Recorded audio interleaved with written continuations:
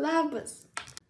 Ir aš noriu paleisti tokį vieną trendą, kad jūs turit padėkoti kažkokiam žmogui už kažką. Pažiūrėti, kad yra geras draugas, arba kažką padėjo, ar šiaip.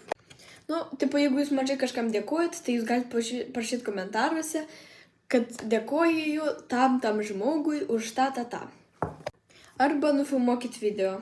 Jeigu jūs turite YouTube kanalą ir galite filmuoti, tai nufilmuokit video, o jeigu ne, tai parašykit komentarus tiesiog už ką esate dėkingi kokiam žmogui. Manau, šitas trendas bus labai cute. Tai aš pradėsiu. Tai aš noriu padėkoti Mėtai už tai, kad ji yra labai gera draugė, nepyksta, kai kopini, visada pozityvi, draugiška, ištveria daug heito ir šiaip už viską. Tai jo, ačiū tau labai. Tai jo, tik tiek. Ate.